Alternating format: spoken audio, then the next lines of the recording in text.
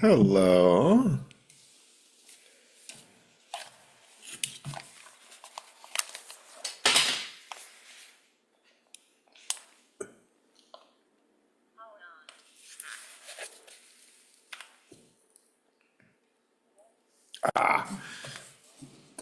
So, can you hear me?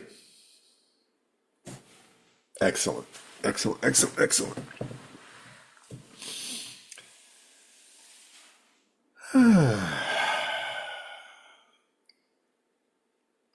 Busy week. Got lots done. Had one bad day when I woke up too early and couldn't get back to sleep. But luckily, I can afford a bad day in there once in a while. How are you guys doing? People okay? Okay. Dennis, were you here last week? Okay. Okay. I was Wasn't here, sure. or Okay. I think I was Wasn't here. sure.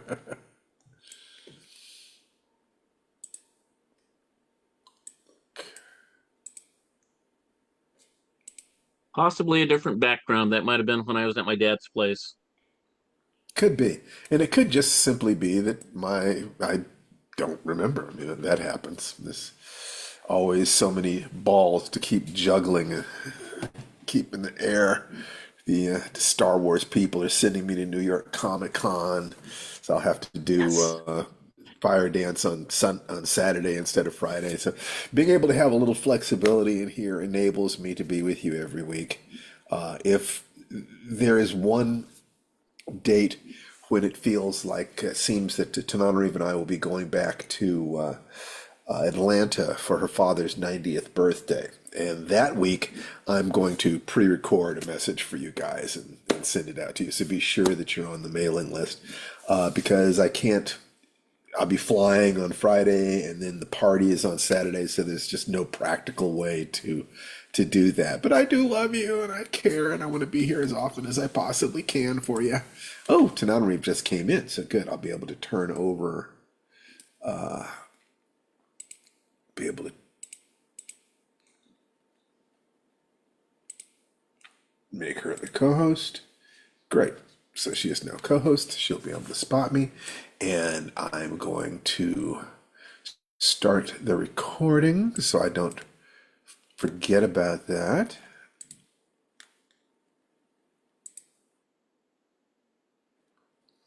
Great.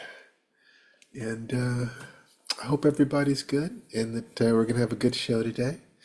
I love it when you guys come with questions and concerns, especially if you've had a chance to read or are in the process of reading the Magic Formula book, because feedback on that is what's going to enable me to help people.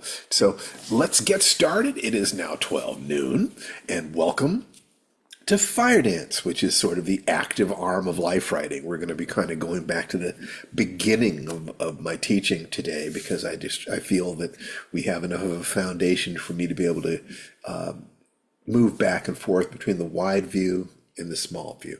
So the first thing I would like to do is for you guys to unmute yourselves and say hi to everybody. Hi to Just want to hear your everybody. voices. That's right. Give each other high Hello. fives, Hi. virtual high Hello, fives. hello. Hello, Good, good, people. good, good, good, good. That is wonderful. Seeing people come marching in. I love that, love that, love that. Tananarive, I would like very much for my lovely partner in crime to say hi, introduce herself. She's here today. That's not always true. We appreciate it. So, how Don't you doing, tell sweetheart? people about the criming. No, I'm kidding. Hi, everybody. I'm pretty sure I see some new names today. So if you are brand new to this Zoom, welcome. This is a very nurturing community. We're here to talk about writing and building a better life, whether or not you're a writer. So welcome, welcome, welcome. And of course, happy Friday Final the girl. Friday 13th. the 13th. Oh, yeah, that's right. That's right. How could you God, forget? do Wow. I have, I'm wondering if I have a virtual background that relates to Friday the 13th, and I don't think I do. I But love I have Nikki a B. Nikki B says she's she ma'am. Now that's how you pronounce. So, at any rate, um, let's see. We have some new people here. And I like to when we're doing the life writing podcast, we start by talking about what's going on, and then everything else is kind of contextualized by the question of what's actually happening in our lives. The point of this is for writers and readers. This is for writers and readers. If you're neither a writer nor a reader, I don't know what it is that we have for you, because it, we'll be talking today about how this all started, which was 30 years ago, and what it is that we're doing here and what we want for you. The basic thing that we want for you is for you to be happy and healthy. That the meaning of life is to escape suffering, embrace joy, and be of service. We kind of like that. So, wherever you are on that continuum, in the three different arenas that we like you to look at, your physical health and fitness, your emotional health and fitness, and your mental health and fitness, often expressed through how you do, how your finances doing, how's your money. That's nothing works like money in the arenas in which money works, and so it's critical to understand that's just hunting and gathering. That's problem solving. So it's possible to live a good, decent, moral life according to the three gates. Is what we use, asking ourselves: is it true? Is it kind? Is it useful? And that everything we do and say can pass through those gates. People often believe that they have to be dishonest or cruel in order to survive in life, or not care about the results they get. I don't care about winning, they say. They'll, rail all the time about, we got to win this election, we got to beat this guy, we got to beat this, we got to do this. But then if you ask them to look at their personal lives in the sense of sometimes there are winners and losers there too. People will reject that. Why do they reject that? Well, it is true that most of the values in life come from the integrity of our connection with our own hearts. That sense of are we becoming the people that we are committed to being? The notion of success is the progressive realization of a worthy goal. So given that there aren't any winners and losers there, and we're not in competition with anybody else there, I get that completely. But there are arenas in life where there's only one job, and somebody's going to win it and somebody else is not. That it's just the truth. And unless you can move back and forth between those two things, the times when you have to win, you have to be competitive, and other times when it's just, I just want to play frisbee with my friends and we just all want to toss the frisbee back and forth and see how long we can keep the volley going. That's fun too. I mean, and it's beautiful. That's a beautiful way when life works. But make no mistake, there are times when you have to perform. There are times when you have to bring it. So we want to give you the tools for both. And these tools are perfect for people who want to be writers, because being a writer, there are three basic arenas that my life has functioned in. One of them is being a writer, and one of them is being a martial artist, and the most important of them is being a husband and father, my family. For being a good friend and a good brother and a good son to my biological family and my extended family. All these things are important to me. So all the tools that I'm talking about here are related to that. I wanted to go back, to take a look at what's been going on this week. Signed 1,000 book plates for the Star Wars novel that's coming out, and working out details to fly to New York and stuff like that. And then working on a script, working on the Magic Formula book, which is, I finally got the beta copy of the book that I would like very, very much for you all to read. And if finances prevent you from being able to get a copy, at www.realheroesjourney.com. Somebody please put that in there. If you go and you take a look and your finances do not allow it, for people who listen to this broadcast, I tell you, frankly, send me an email or send me a personal message explaining that you cannot afford it. I will send you a free copy. It's that important. We're not trying to make money off of people who don't have that money to invest. We're trying to help you get started. The buy-in for all of this is being willing to breathe. And it's 5 deep breaths, deep diaphragmatic breaths, on the hour, every hour, at least 5 times a day, just 60 seconds of deep, slow, diaphragmatic breathing, creating just a little time when the rest of the world is not there, and it's just you and the basic aspect of your survival, that next breath which is given to you free, that you would give up everything you own for that next breath if I stuck your head in a bucket of water. To be able to feel gratitude that that breath is there for you and for the life that you're living, that's the beginning of so much. So I thought that if the magic formula is, and I believe it is, the most evolved version of what it is I've been trying to teach, which is, how do you convey something that it can't quite be put into words? You can do it with practices. That if you are willing to do certain practices, you will learn certain things. But this journey started with something called the hero's journey. And basically, what happened is that over 30 years ago, I was teaching a class at UCLA, and it was a writer's toolbox, just all the different tools that you can use to facilitate your writing. And we talked about, breaking writer's block and setting programs, setting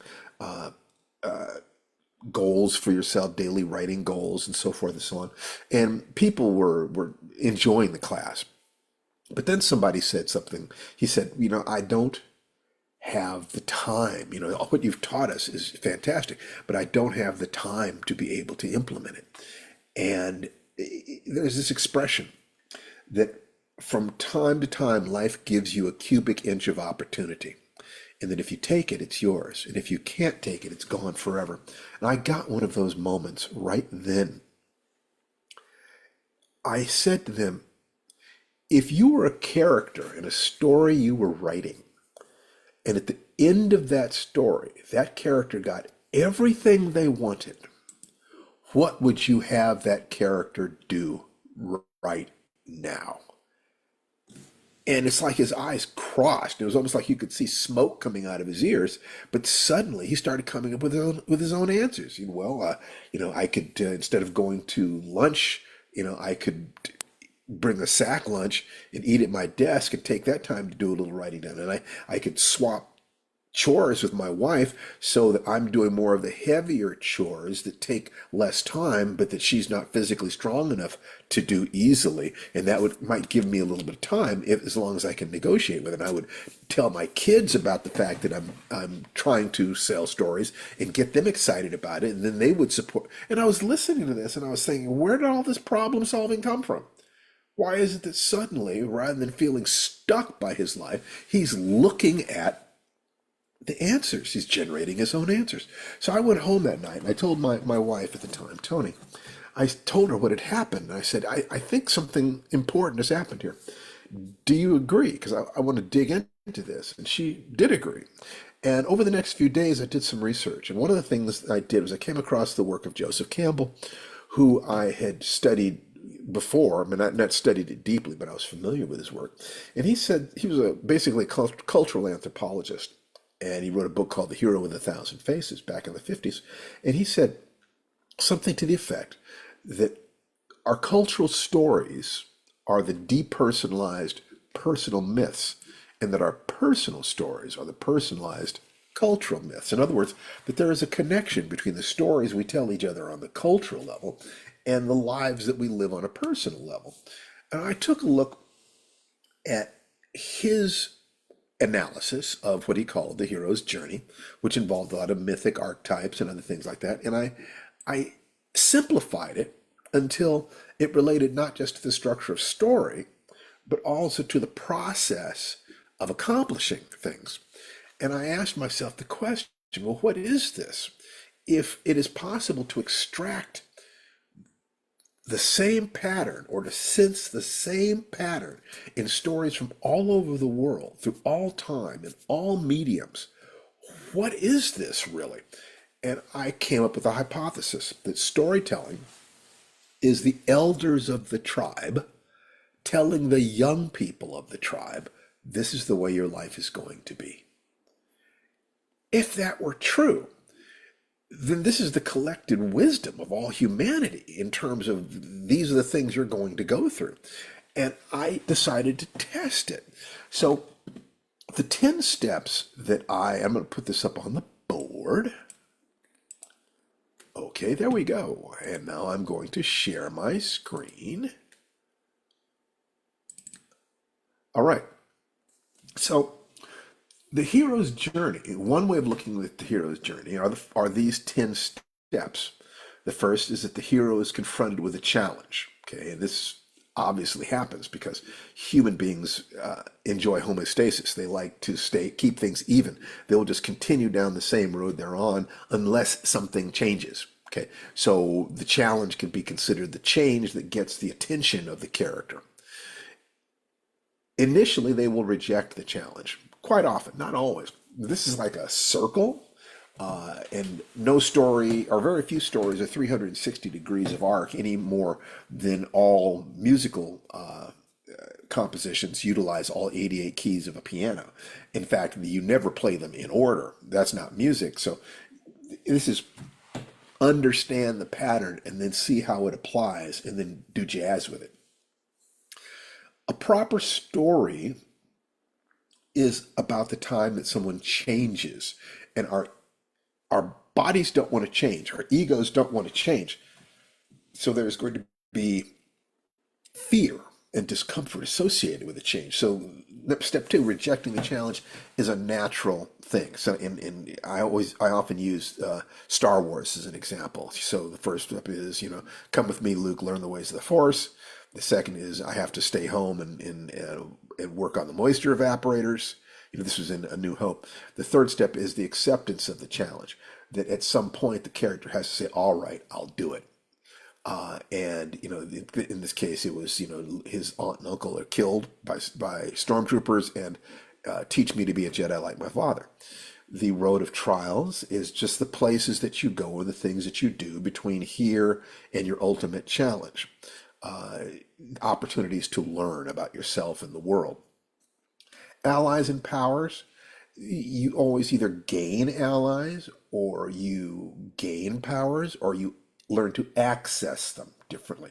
And a good story will have someone access their talents and powers in a way that they never have before, which facilitates growth or exposes them and creates a failure. They have their initial confrontation with evil in which they lose. And the allies in power, R2D2 and C3PO and so forth and so on, and using a lightsaber and the Force and so forth. The moment at which Luke loses is probably the moment at which Obi-Wan is killed. The Dark Night of the Soul, on the other hand, is probably the moment when the Death Star is about to destroy the Rebel base. There's always a point where it feels like failure is inevitable, that nothing you have is adequate to the cause. The way through the Dark Night of the Soul is called the leap of faith. And the leap of faith is always faith in one of three things: faith in yourself, faith in your companions, or faith in a higher power.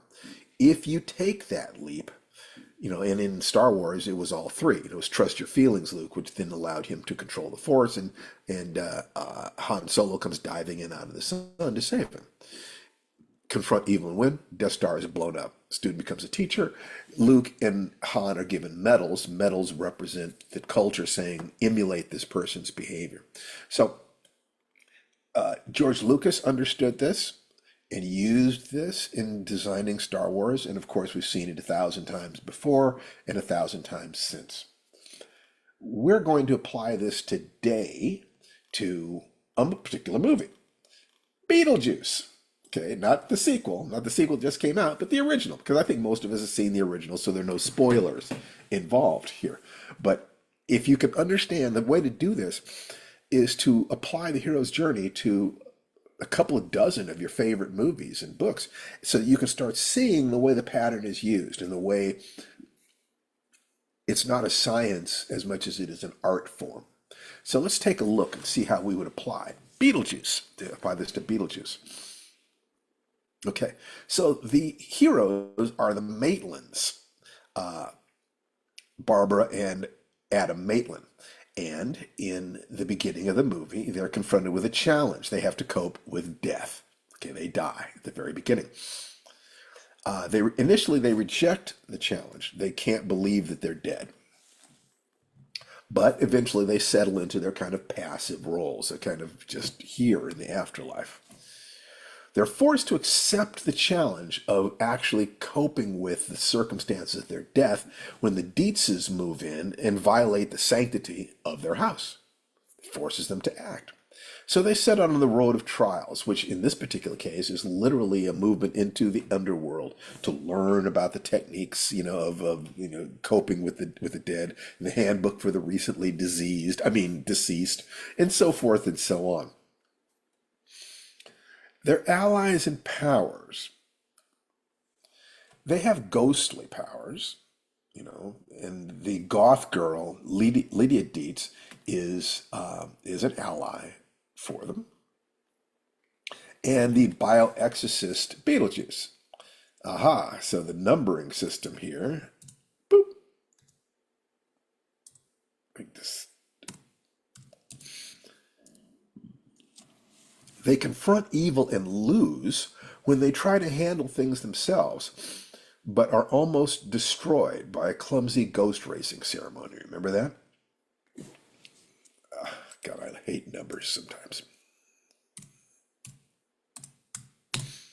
Now, the dark night of the soul is the moment at which they seem totally doomed, and it's death on top of death, as you remember that. Now, the leap of faith, their ally, Lydia,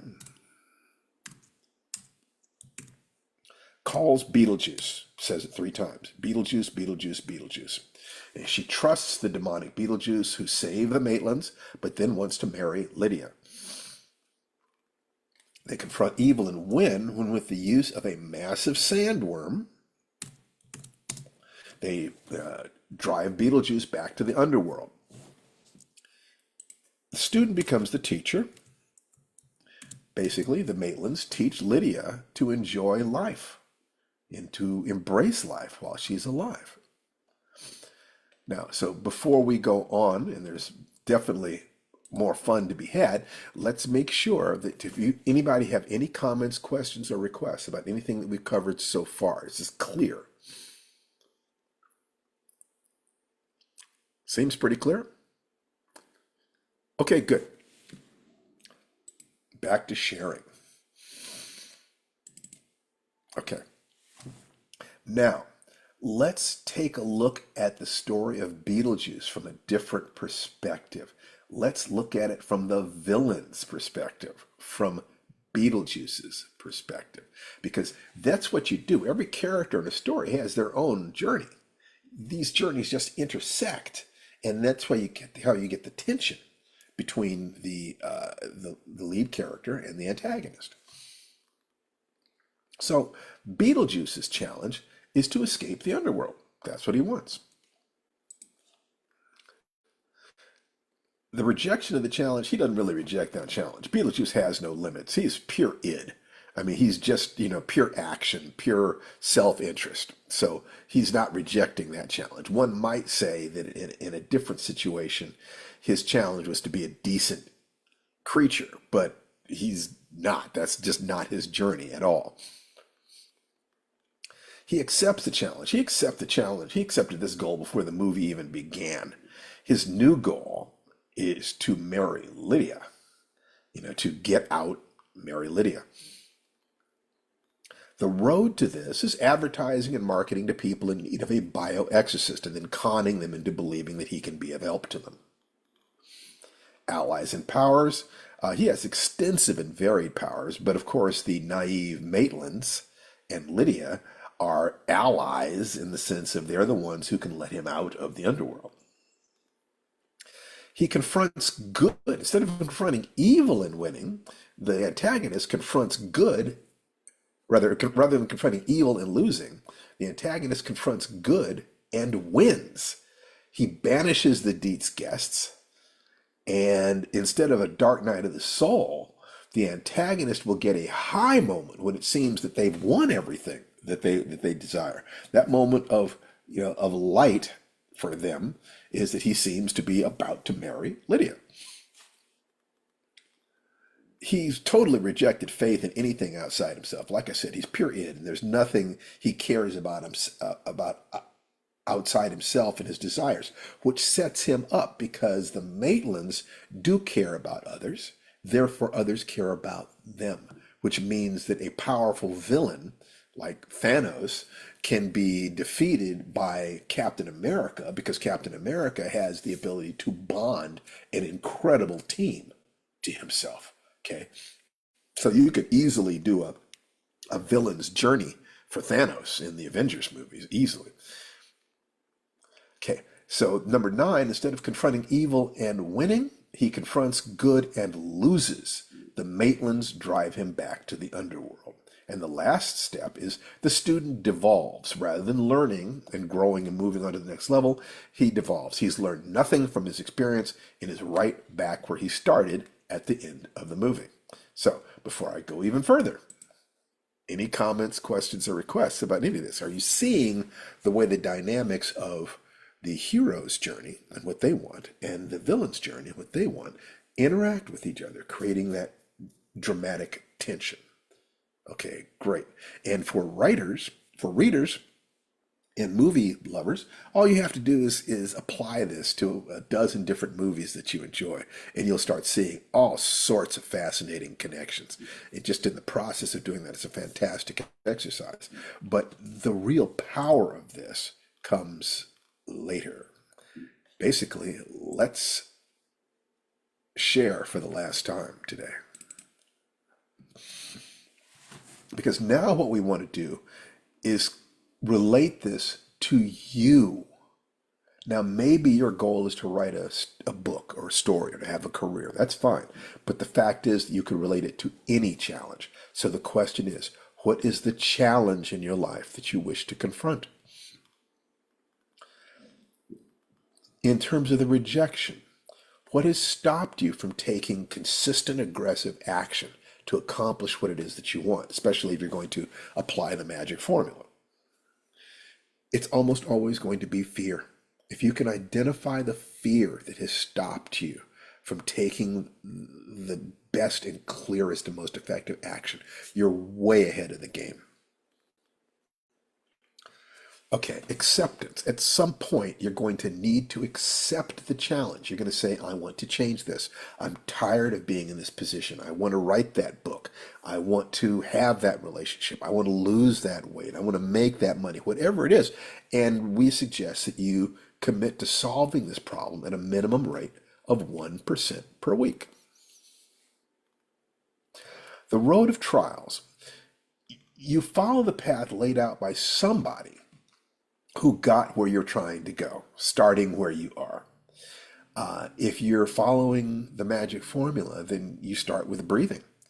And that's because the breathing allows you to create a safe, stress-free place within yourself from which you can look at the challenges in your life without automatically sliding into fear. Very, very important. Allies and powers. What is the gap between your role model or mentor and you? Whatever that is, people, allies, capacities, this is what you have to do. This is what you have to do. You have to divide the gap between where you are and where you need to be the person who can do the things that will take you to the destiny. And you have to divide it up into small enough chunks that you can eat them one day at a time. How do you eat an elephant? One forkful at a time. How do you do this? One day's action at a time. Confront evil and lose. As you go forward, you are 100% certain to fail. It is absolutely inevitable that you will run into failures. You will fall down. You will get tired. You will make mistakes. If you had the ability to do this next thing, you'd already be doing it. So there are things you have to learn. You're going to need new resources, new allies, new approaches in order to do it. And that's, of course, why you choose your goals very carefully, so that you will become the person that you want to become. The goal, in some ways, is just a means to the end of stimulating you to take the kind of action to help you become the person you're supposed to be. The dark night of the soul. If before you head out towards a major goal, you know that you're going to fail, and that failure is going to throw you into deep emotional wells of unhappiness, of failure. You're going to, to be screaming at yourself. You're going to be catastrophizing. I can't do this. I'm never going to be able to do. If you know before you even start that you're going to get to that point, that point is going to come, you can set up your resources before you ever get there. You know it's going to happen. The leap of faith. How, when you fell into that pit of despair, think about all the times that's happened in your life. How did you get out of it? Because if you can figure out how you did it in the past, you can actually get those resources ready to help you in the future. What was the process? I can guarantee you it involved focus, movement, language, people, external circumstances, internal clarity, grace, gratitude. This is predictable. And in it being predictable that you're going to go through this, and you have the ability to put your resources there ahead of time. It's like saying, I'm going to drive across Death Valley. I know I'm going to need water and gas. So before you even start, you load up your car with extra water and gas, or you get somebody to put gas cans out in the desert for you in shaded areas so that you can get across the whole thing. That's what people do when they know they've got an unusual journey. If you know it's going to hit you, don't deceive yourself. If you're working on a book, there's going to be a point where it feels like that book does not work at all. If you're trying to approach a relationship, there's going to be a point where all the obstacles in the world jump up. If you're trying to lose weight, there's going to be a point where your exercise program stops working and you have to make a total adjustment. You have to be careful not to fall into the despair of thinking, oh, diets don't work, exercise doesn't work. They do work. But what you have to do is continually adjust your efforts, continually look at what it is that you're doing, calculate, perform an experiment every day. Every day is a new chance to learn what is it that's going to take for you to get to where you're going, to finish that book, to create that relationship, to love yourself, to lose that weight, to fill your bank account, whatever that is. The ninth step is you confront evil and win. If you have done all these other things, you have the best chance possible of winning. Nothing is guaranteed. I mean, you can get hit by a meteor tomorrow, but you set yourself up so that the path of action every day is satisfying and gives you joy and also takes you in the direction that you want to go. If you look back over your life and you look at the times when you overcame the obstacles, I have to ask you the question, did you celebrate? When things went right, did you take time to actually pause and say, yeah, I did that. Yeah, that's great.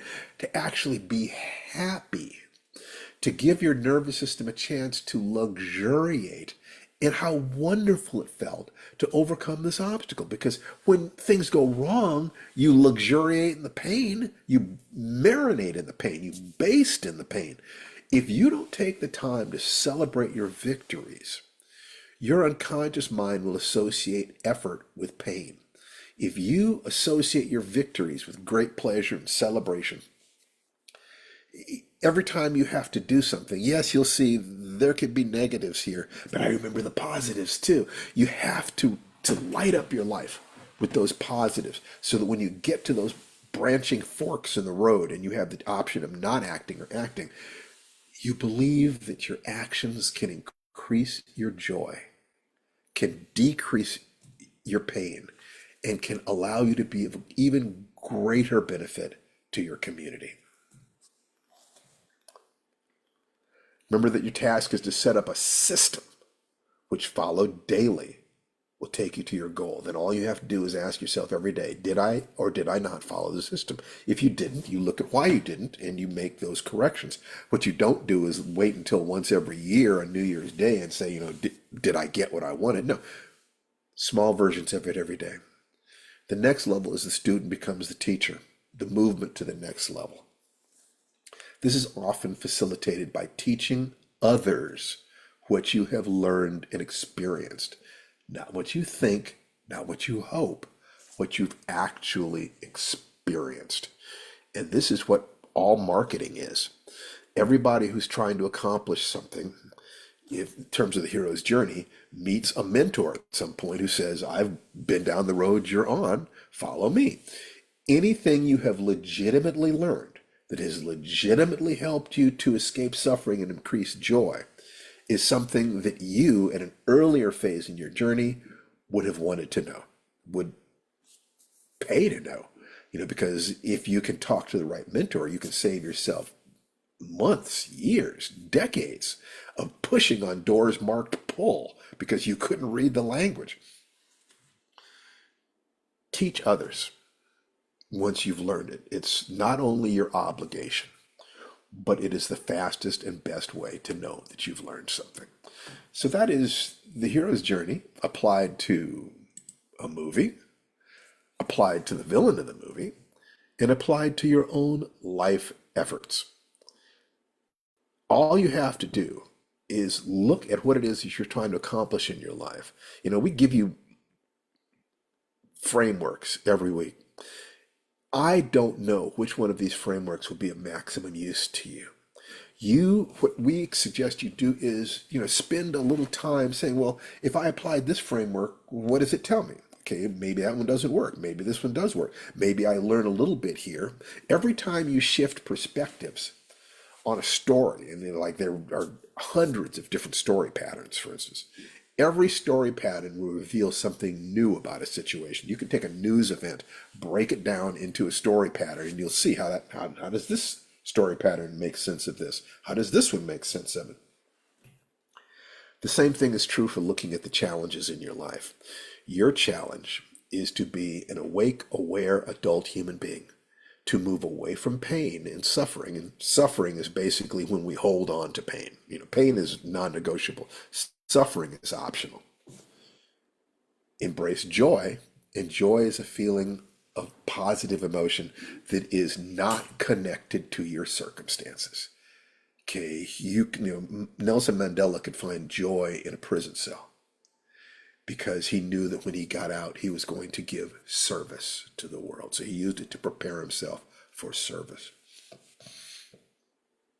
And then contribute, because what seems to be true, according to Abraham Maslow and others, is that when our own hearts are full and we feel safe, we automatically want connection with others, and we begin to bring others into our definition of self, such that selfishness is not a problem.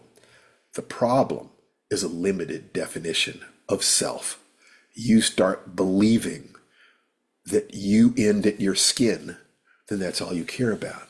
But when you start including your beloved, your family, your community, the entire world of human beings, maybe the entire world of living things, maybe the earth itself, you take responsibility for all those things. That's an expanded sense of self. So start by taking care of yourself. And when you move out of fear and embrace joy, you will automatically want to give to the rest of the world.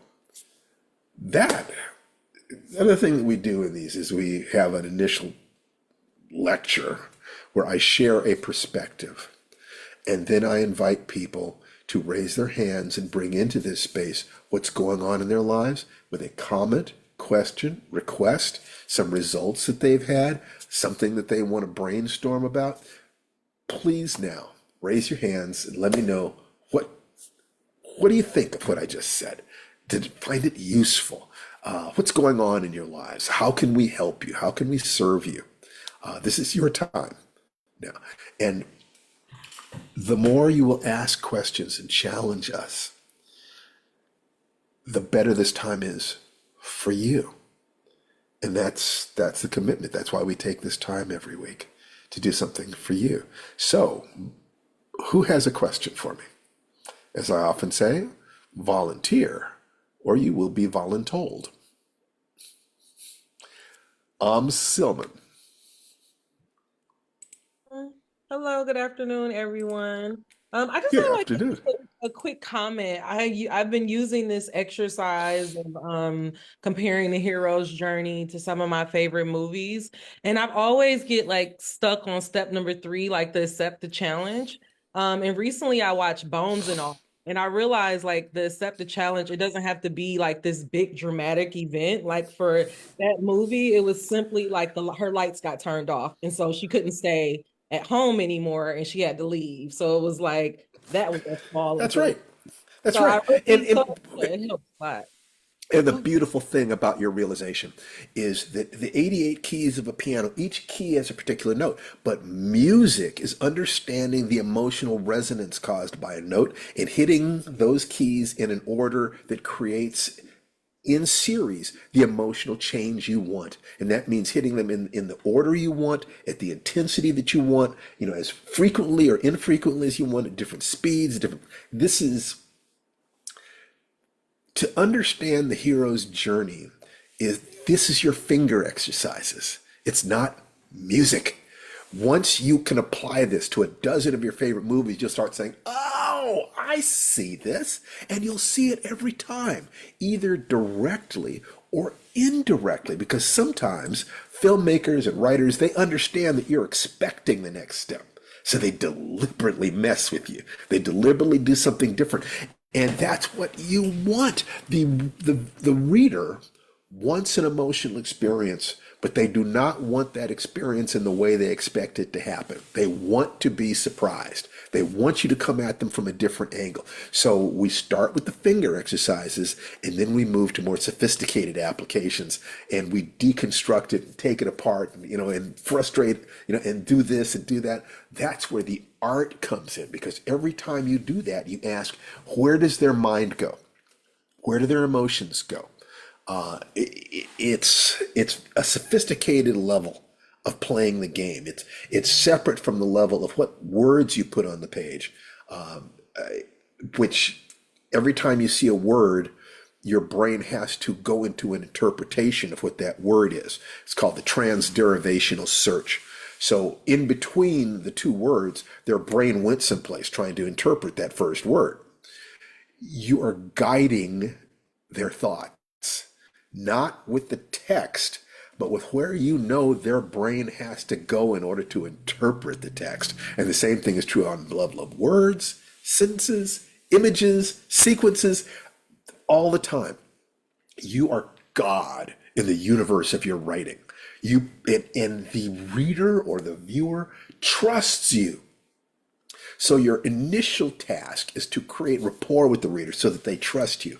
And your next task is to mess them up, is to take them places they did not expect, is to hit them from directions they don't expect, because you know what's coming next and they don't. They are helpless. They're just following you. Okay. But that also gives you the obligation of being fair with them, of caring about them.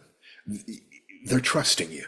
Okay. So I say that if you're going to take them someplace unpleasant, generally make that a shorter piece. It's like so they can turn the page and get on to the next story and have and have a palate cleanser.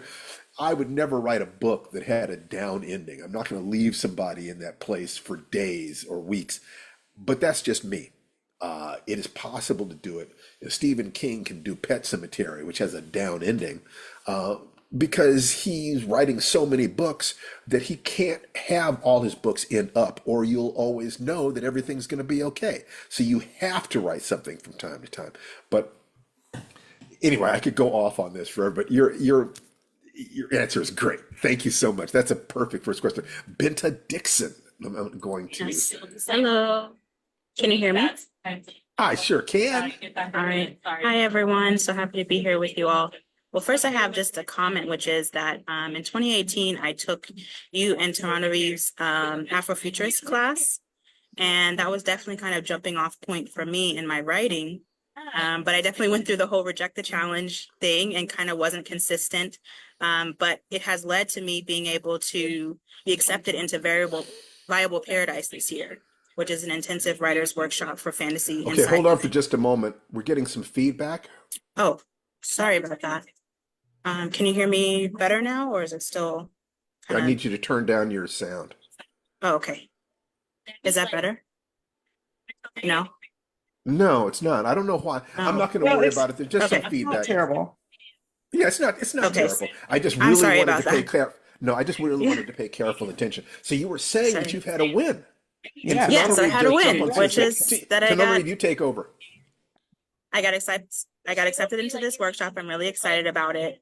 I'm also really excited about starting to write some horror, and it's something that I'm a little nervous about. I've always considered myself to be a sensitive person. And so I guess I'm looking for, Okay, Benta, I need you to unmute. oh, I just can you hear mute. me now? Okay. Yes, that's better. I guess what I'm looking for is some tips on navigating writing horror. I consider myself a sensitive person, but I am really at the point where I want to investigate some of the themes of horror. Specifically as someone who used to be an activist, I find it really helpful for my personal life. But I'm having some reservations about diving into the genre, specifically You around happen short to have, stories. we happen to have a world-class expert on horror right here. Tanana Reed, take it away. That's a whole sermon, Binta, but it does happen that Steve and I just did a Best of Life Writing podcast all about secrets to writing great horror. I don't know if you saw that. I don't know if you saw the newsletter, but I'm going to put the link just to that podcast. I'm not trying to shuffle off the question, but I am going to put the link to the podcast in chat. Because what did I say? Oh, okay. I see what happened. So here I'm putting that in chat. And I love the idea that you want to write horror. I have to write an essay in the next couple days on why I write horror. And I think the very first thing is instead of looking for guidance from television and film, which I think a lot of new horror writers do, look to your personal experiences and the things that scare you. Right. I wrote a whole story called Rumpus Room, which is strangely enough, going to be in the best mystery and suspense anthology because it does have a slight mystery element, although I consider it horror. It all started because there was a fungus in a shower that was gross and I didn't know where it had come from. And it got really big, really fast. It seemed to come out of nowhere. And I just said, ew, but what would that mean in the context of a horror story? Like if I was going to include this fungus in a horror story, what might it signify? And I decided that it was part of a haunting. Well, why would it be haunted? And for my protagonist, I dug into my own fears as a mother. Um, just take what scares you, turn it up to 11. So you start with what scares you and then amplify it in either a supernatural way or make it twice as worse as what's really happening in your life or, through the funhouse mirror. And then create a character who is experiencing the horror. Because as you'll hear in the podcast, characterization is the core of all storytelling, in my view, but it really is the core of horror. Because it doesn't matter if there's a rabid dog barking outside of that car if you don't care about the two people who are in the car. And that is the plot of Cujo, right? I mean, on some level, horror tropes can be super silly. The idea that, oh, there's a ghost in my house or, oh, there's a demon. The only thing that makes it scary is the protagonist who is experiencing the story. And if you can get that protagonist right, if you can create a protagonist who feels like a real person, a salt shaker moving 3 inches across a dining room table would be scary. You know what I mean? So that's the heart of horror is characterization, writing what scares you. You'll hear this in the podcast, but a bit of a shortcut is to give your character either a trauma that they themselves have suffered that may be completely unrelated to the supernatural or horror element of the story, or they've committed some kind of transgression. And in Rumpus Room, I did both. My protagonist was in grief because the courts had taken her daughter away from her and given custody to her mother. And also a transgression, there's a reason the court did that. Right. So she had grief and transgression. And that is, to me, the portal of horror. That's why when you look at movies like Hereditary, you look at movies like Midsummer, Get Out uses grief. Nope uses grief at the very beginning. That is often the doorway to horror. Grief is a great doorway because it's so universal. We never figure it out. It never, on some level, it doesn't stop hurting. It's just that we learn how to manage the hurt a little bit better. So those are my major tips, is to start with your protagonist, make them a real person, find that thing that scares you so that you can convey that scary thing, and give your protagonist a journey through their own grief. You know, a lot of horror is also about learning how to stand up to the unknown, facing our deepest fears, finding courage we didn't know we had. Joe Hill, who was on our podcast, made the great point that horror is about empathy, which I had never really thought about in those terms. But I think that's also a great way to look at horror because we're learning how to empathize with people who are in situations, you know, that maybe frankly we would never get ourselves in. Like I wouldn't go off on vacation in a house in an isolated location with a family I've never met. That's not me. but but I can watch that movie and maybe you know feel empathy for the situation they're in. Even though I want to say again, I would never be in that situation. I hope that's helpful. That's just the start. And of course, according to our life writing principles, we always ask you to start with a short story, especially if you're finding your way into horror. You could wake up 3 years later completely disillusioned if you started with a novel, whereas with a short story, that can be a jumping off point for a novel. Like the novel I'm working on now started as a short story called Incident at Bear Creek Lodge that I have now started expanding into a novel. So hopefully that's helpful and congratulations to you Thank for you so much. recognizing that you had hit the wall, rejecting the challenge, even though you were motivated by the Afrofuturism. And of course, you hit the wall, but you talked yourself around the wall. And that is what too many people are not able to do. That in itself is a triumph. But the fact that you're also getting the feedback from the writing community that you're on the right track, that is amazing. And congratulations. Thank you so much. I'm all in on the short story, so I'm definitely committed to that practice, and I appreciate your Great. insights. Great. And remember, we do read pages here. So at a I point would when you like you to have, notice something, Bento. yeah, I would like you to notice that you are on a journey and you just had a conversation with someone who's on a journey, but at a different point in the journey. They can therefore describe the territory they've been passing. That's all a mentor is. When you get that, it can help you to understand how important your mentoring is to those younger than you or who have had a different experience than you. And if you are concerned with social justice and social issues, all you have to do is take your genuine fears and be courageous enough to put them on the page in a form that is just fictional enough that people aren't getting slapped in the face. Okay, you do that and you can slip past their defenses and do wonderful, wonderful, important things. Take care and thank you so much. you probably already know this, but just a reminder, if you want to write horror short stories, there's no better way to feel that energy than by reading a lot of horror short stories. So Jordan Peele had That's an right. anthology called Out There Screaming. That's Black horror. You can look at Best of the Year horror anthologies, Never Whistle at Night, the Indigenous horror anthology. Just a lot of different writers out there are grappling horror in a lot of different ways. So I hope that helps. All right, and Rudy Sadie, we're gonna pin this, pin Hi, can you or hear me? put a, yeah. Tananari, can you find a spotlight? I don't Oh, see a spot. that's I weird. don't see. Me Yeah, neither. I don't see the spotlight potential. Okay, Rudy. Yes, I can hear you. You are the Okay. spotlighting. And now, Hi. Hi. how can I get Thank you Rudy? both so much for being here and doing this. I read the Parable duology about a month and a half ago, and then was really inspired by it. And I was like, where can I learn more of these things? And then and wanted to come talk with you all. So thank you. Well, My Octavia question. was a dear friend. In fact, Mhm. just for the sake of fun, I'm just going to put something up Sure. just for the sheer fun of it. Where is it? There it is. This was her house. Oh my God. That that was Octavia's house. The door on the left was her door Wow. on Westwood on West Boulevard near Washington in Los Angeles.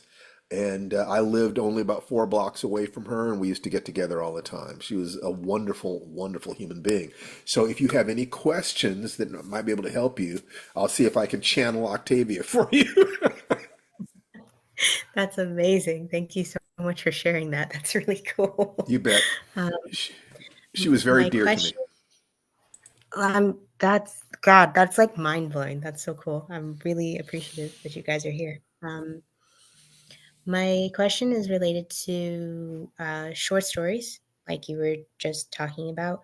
During the workshop, what you all said about, write 100, and by the time you get through 100, you'll be somewhere, that really pinged No, something it's in my it's brain. that's not quite right. It was right. Aim at writing 100 stories. That gives you the room to grow and change and Mm-hmm. fail. But so far, no one who has followed our pattern has made it past story 26. So it's a trick. You're giving yourself enough room so that you don't panic when you get rejections. It's just part of the path. But by doing Yeah. that, by removing the fear and focusing on the path, you get access to a deeper level of your creativity, unfiltered by your sense of being small. The world does not want you to play small. Okay, so it's Mm-hmm. aim at 100. If you're willing to write 100 stories, we can get you there. You just have to Mm-hmm. be willing. You ain't going to write 100 before you publish, but you have to be willing to. Does that make sense?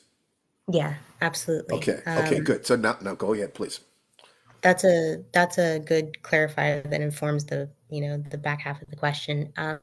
So the thing that I most deeply want to create is a horror video game. Ooh, And as I'm doing that and working through that in my brain and in myself, I really think that applying the short story methodology is going to help me get there. And my question is, um, would a better way to think of it be trying to like fit the world of this horror game into my first short story, like squish it down, pick a scene, and say as much as I can, yeah. or I am think I I think looking that at it not say as much as you can. It would as be okay, tell a short story set in the world of the video game. Now, the okay, question I have some questions for you. sure, In order for you to do this, you're going to need to model someone who has done it.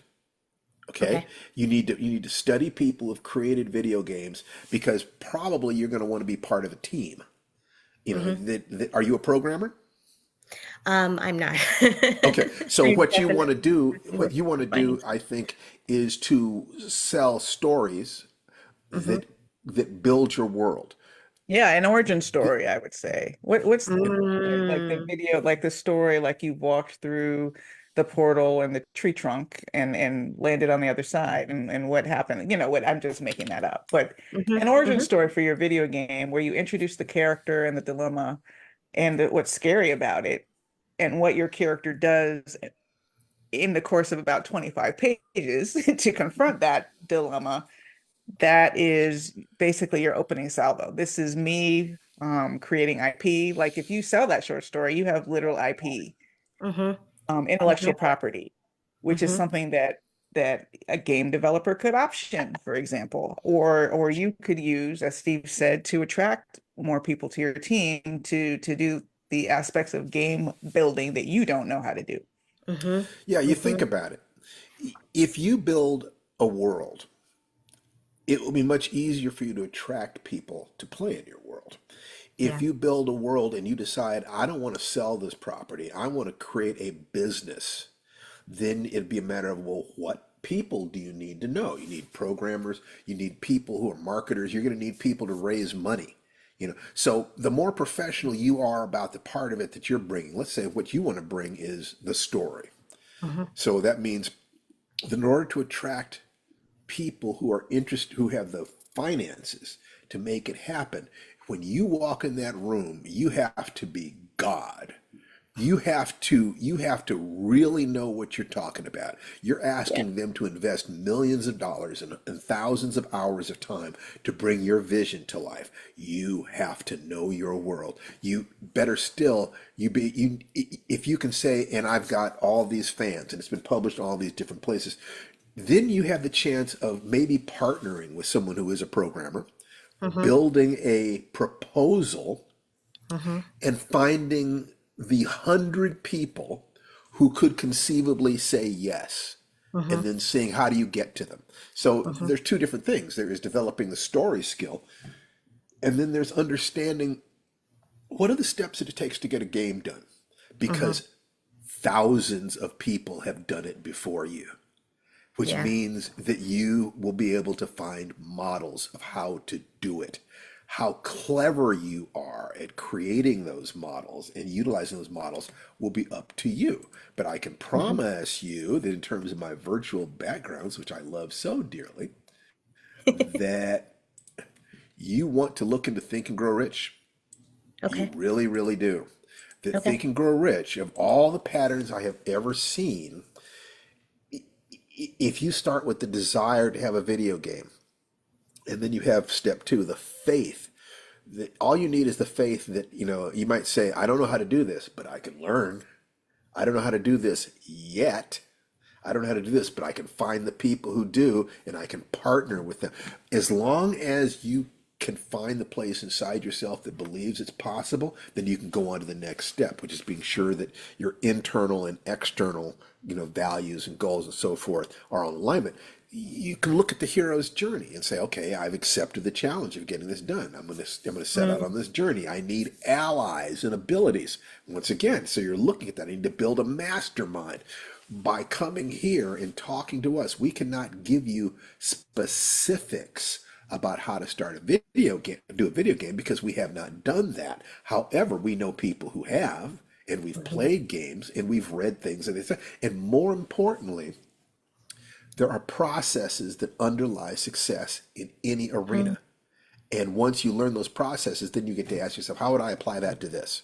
How has somebody else applied that to this? You look for the people who've already done it and study them. So half of your mind gets to be child, creating stories and having fun. The other part of you has to be the Yeah. adult that actually is strategic and tactical and looks at this, and is looking at it with dead seriousness, because you Mm-hmm. want to be able to go to somebody and say, if you risk $5 million on me, I will make you happy. And in Yeah. order to do that, you have to be that bitch. You have to walk in the room and be the answer to a question they didn't even realize they wanted to ask. And the timing is excellent right now. Black black energy and female energy, for the Mhm. first time, have a little bit of an advantage if you can get yourself to the point where you can talk to the right people. Okay, Mhm. so if you can clear that bar, and there will be resistance, but if you Mhm. can get there, you, for the very first time, there's just a little bit of an advantage. And so your timing is excellent. If you can be really, I mean, just deadly sincere and calm, and like, I'm just going to do this. And every day you're going Mhm. to do this. Okay. So does that help? It does. It does tremendously. I have one more sub question. Sure. Do, do either of you remember or know any songs that Octavia particularly liked or loved? Any music that was important to her? The only thing I can say about that is, and Steve, you can keep thinking about it because you actually knew her way longer than No, I but did. we had there was music playing in her house when Yeah, we went up when to we her house walked up to the door. once. What was the She was music? blasting Motown. That is what I would tell you. She was Really? blasting Motown so loudly that Really? we could hear it on the front porch. So it was Oh, probably that's something like Marvin Gaye, Aretha Franklin, that era of The music. Four Tops. Felt very It's uplifting. all like that. Octavia was enormously intelligent, had a huge heart. She really did her research. I mean, that was not a game for her. She Mm, really did her research. She worked very, very hard. I would suggest read as much of her work as you can, because your heart is open to her. Read as many interviews with her as you can read, okay? mhm, It's because you want to understand, how did she think? How did she feel? What did she do? Her mental mhm. syntax, that's how did she think, her strategies for action. And I can tell you that she loved Think and Grow Rich. We talked about this book a Interesting. lot. You can actually find her handwritten goals. It's in her archive. You can probably do a search See a for it. picture of that on the internet. Yeah. That's right. It's at the, See, it's at so the you can 100th, see. right? So if I were you, one of the things we do in Firedance is we find role models who could accomplish the things we're trying to accomplish and then turn them into our internal mentors. We study them. We read articles about them. We look at pictures of them. We put pictures of them up on the wall. We think about them before we go to bed. You get to the point where you ask them questions in your mind and hear Yeah. them answer you. I mean, Yeah. it's you don't this can get a little spooky. So understand that if you have spiritual beliefs, then maybe you're making contact through the Akashic records, or whatever the Holy Ghost, or maybe it's purely a psychological construct. It does not matter. Yeah. What matters is that your heart is open to her. So if you're thinking to yourself, what kind of video game would Octavia Butler have done? Hmm. Now you've opened the door and Whole you other can different read level. her until she is sitting on your shoulder, whispering Mm-hmm. in your ear. Mm-hmm. This is how you do it. And she wanted nothing more than to be of benefit to the world. She thought passionately.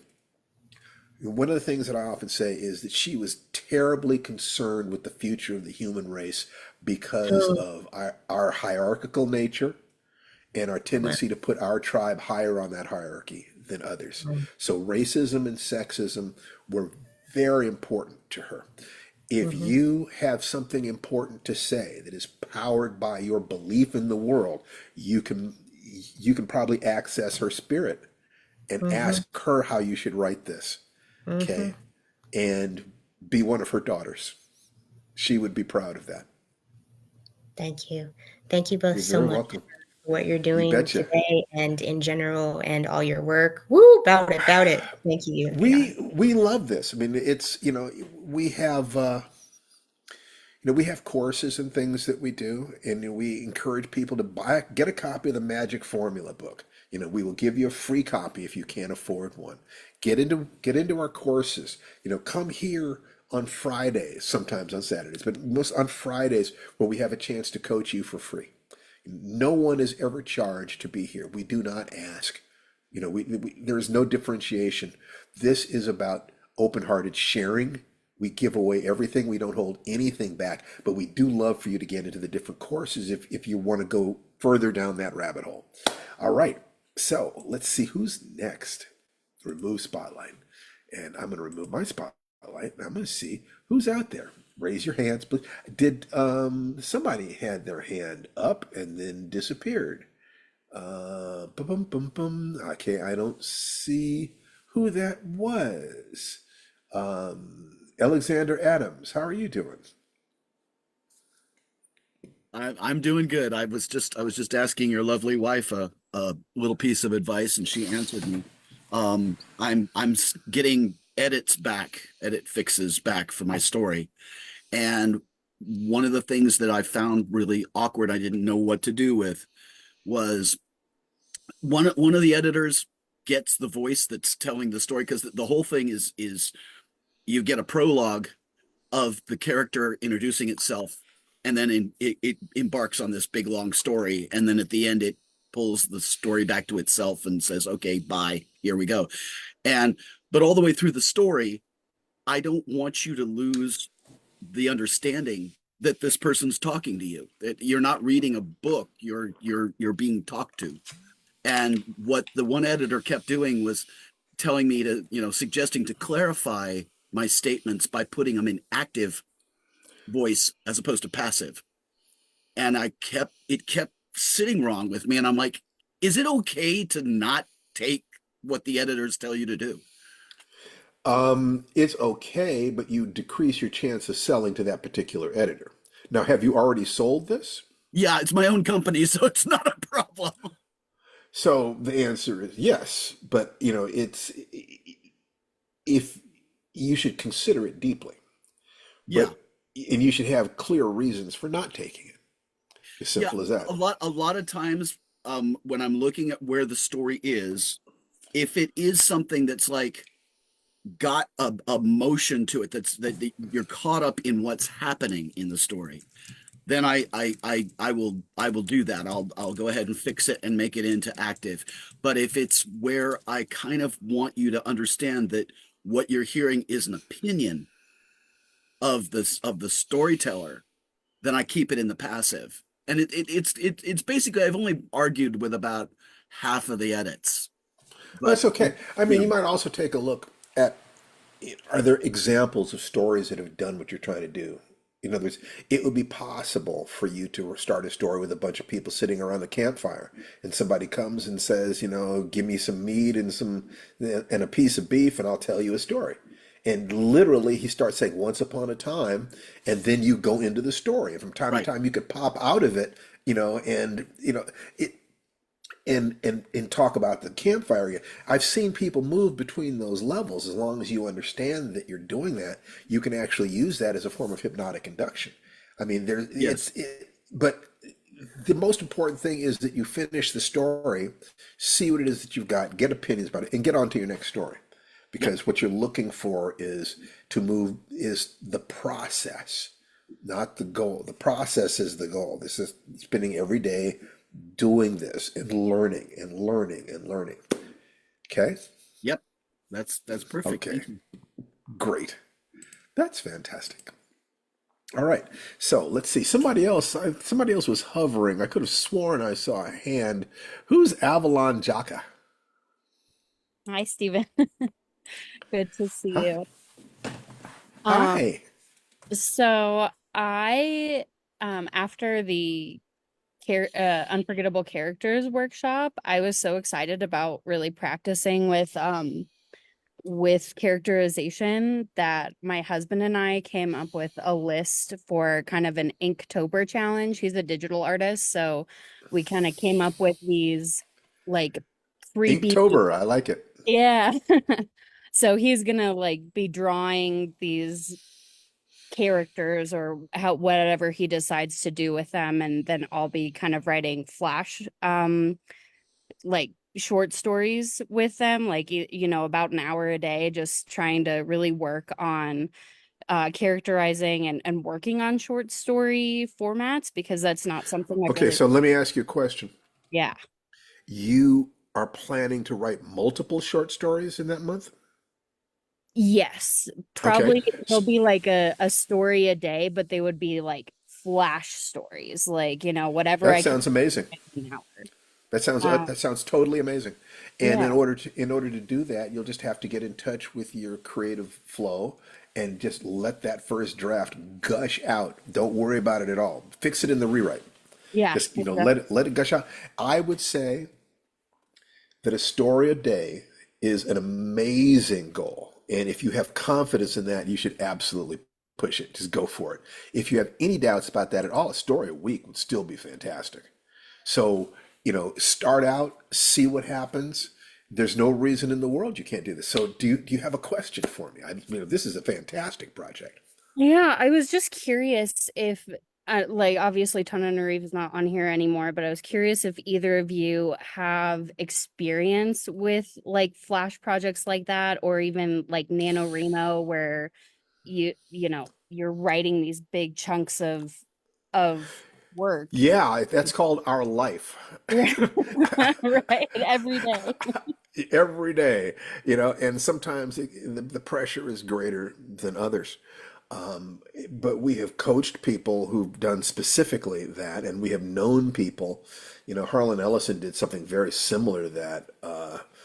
A to Z through the chocolate alphabet or something like that. I forget what it was, but I think he was working with Leo and Diane Dillon, who were creating the art, and he was just like, sitting in the window at a bookstore, writing these stories one after the other, little tiny, tiny stories, and they were illustrating them.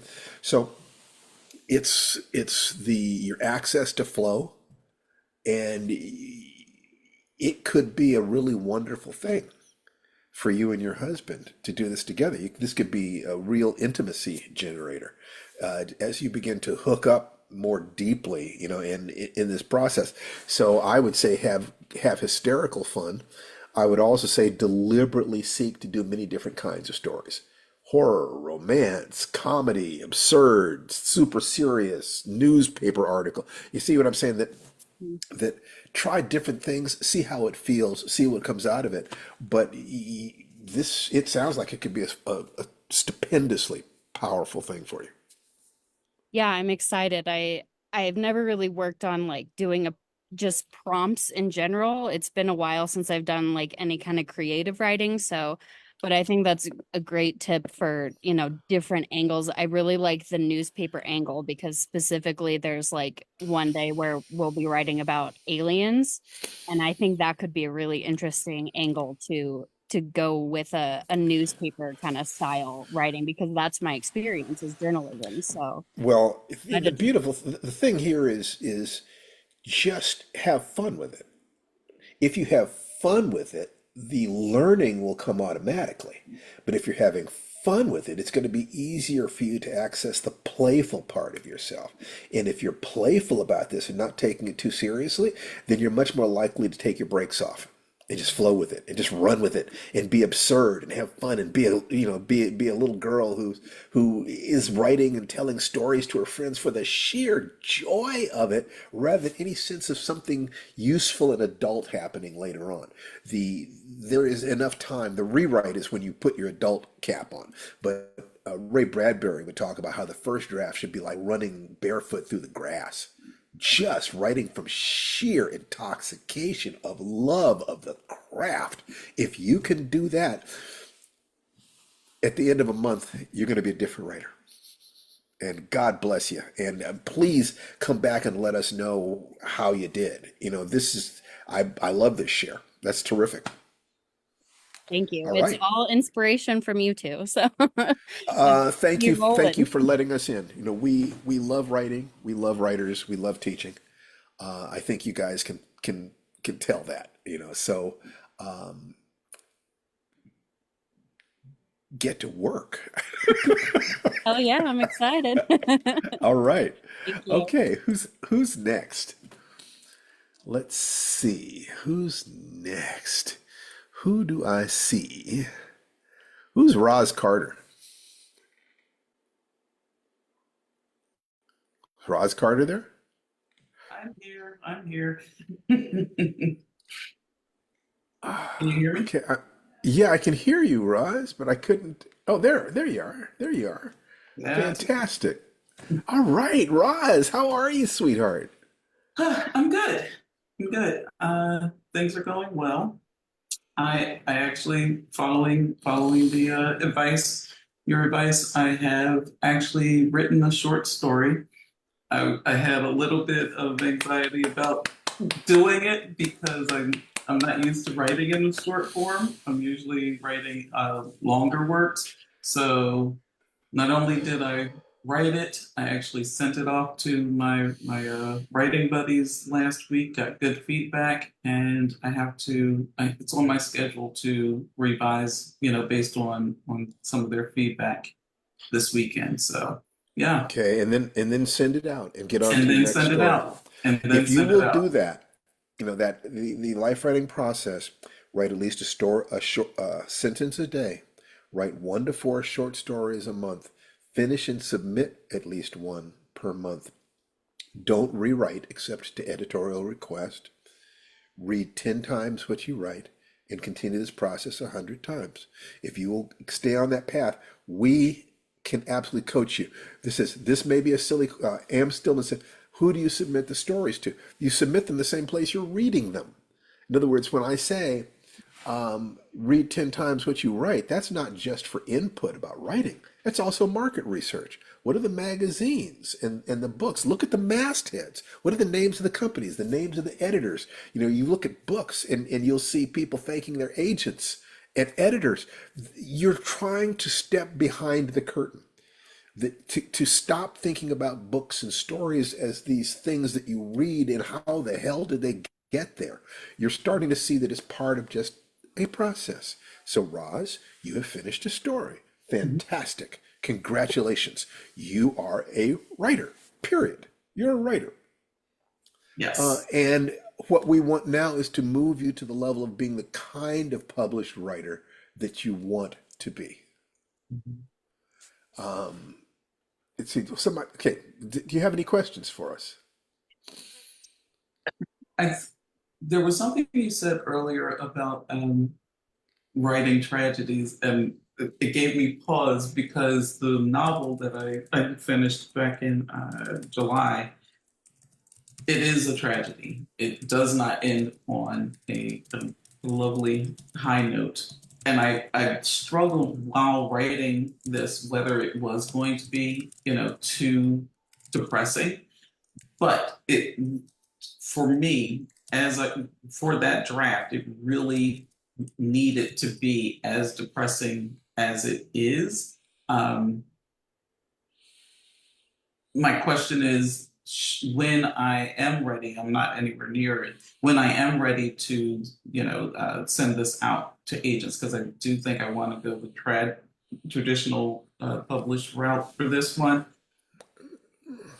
Am I going to get a lot of pushback because most stories don't have, depressing endings? Depends on the quality of your writing and the degree to whether or not they believe that they can market it. If you can give examples of other books with down endings that sold well so that they can tell, oh, that you understand the field, you're more likely to get a positive response. This is for a book, right? A novel. Correct. Okay. So, yeah, that would be the primary thing, to compare it with other books that have been successful. Agents want to know, can they make money with you? It's a business. Right. That's what they want to know. And you want them to feel like you're an utter pro. You know exactly what you're doing, where you want to go, and if they will help you, they can get 15% of what you earn, and it's going to be a lot of money. If you can have that confidence, fantastic. If you don't have that confidence, then we provide tools to help you increase your confidence. And part of that's simply going to be researching. There have been plenty of books and movies with down endings, and some of them have done fabulously well. So you want a theory about, well, if it's going to have a down ending, it has to be the kind of ending that opens their eyes or is cathartic or something, to be able to justify why you told the story in that particular way. And there are 1,000 different ways to explain it. Okay? Got it. Yeah, and it's easier to sell an up ending, except that there are a lot more people writing up endings. So it might, at some point, they might look at this and say, this is courageous. This is different. I can sell different. That Yeah, happens too. it's dystopian, so it kind of fits in with the theme. My challenge has been, finding comps for it, but I'm continuing to search, and I do have to do more reading for the ones that I've found. So Yeah, yeah. This is an ongoing process, and if you look at it like a business on the one hand, and you look at it as an art form on the other, if you can hold both in your mind at the same time, you'll make it.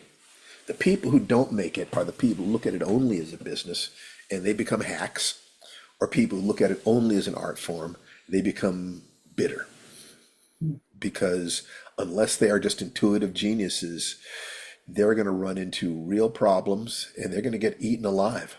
They're totally open-hearted, and they expect people to come and love their stuff, but they're not protecting themselves from predators or disappointment, and those can be some pretty sad cases. Be both. Okay. got it. All Thank right. you. All right. You bet. So let's see.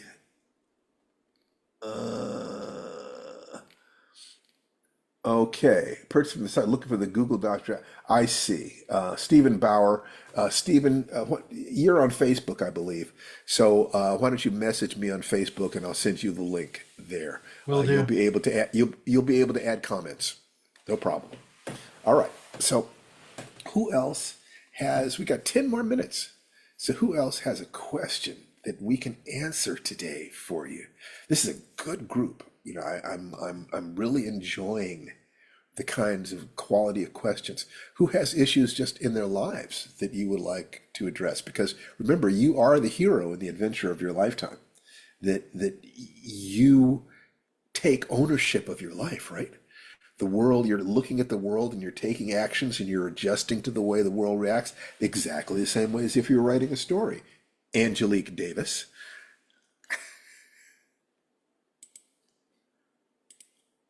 Yes. Um, Thank you. I'm excited to be here. I was really enjoying soaking everything up. I know I've talked here.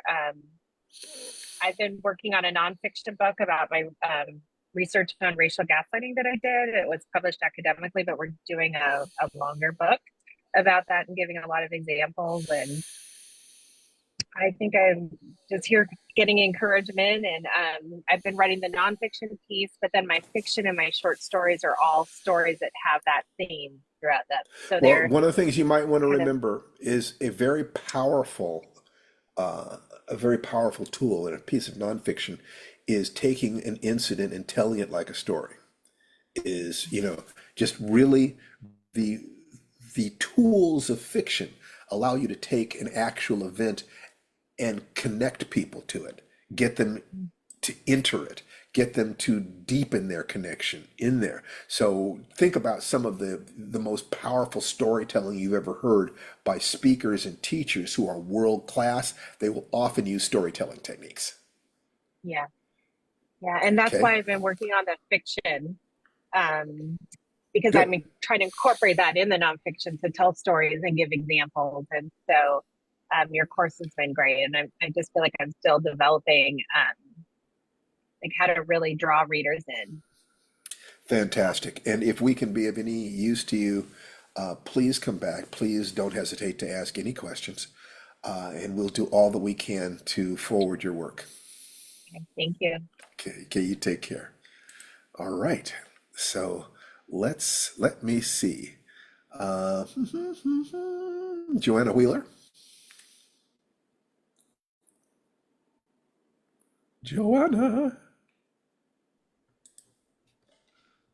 Hello. Hello. Hi. I knew you were going to call Hi. on me today. I don't really have any questions, but I did want to express that I'm having, I feel like a lot of good progress with some of the suggestions that you've made. The writing short stories is really appealing to me because I feel like I kind of have this bank of ideas and I don't always follow through. So that's been really helpful. I'm almost done with one. And I would suggest that you write a story about someone who has a hard time following through on their ideas. I mean this seriously. well, maybe. Because if you do that, you will be forced to come up with a perspective on Mhm. what causes people to not follow through. And by finishing that story, you're telling a story to yourself at a deep level in a way that might very well make a serious difference, as well as helping other people who have the exact same issue. And we all do at one time or another to one degree or another. Yeah, That's a well, very important subject. I'll Why give it a don't we? try. Well, why don't we follow through? If we know or we believe that the thing is going to increase our pleasure and joy in life or decrease our pain, why don't we follow through? Well, I Your have to answer, really confront perfectionism because I tend to not do something if I feel like it's not going to be good enough. And then I just kind of get stuck in this like cycle. And then I come up with like a new idea and I think that's going to be it. And then I hit that wall again. And it's just this so if you can see cycle. the cycle coming, if you see it, then you know, okay, I'm going to hit this point here where I start feeling like this isn't good enough. But the Mhm. fact is that I know that everybody hits that point.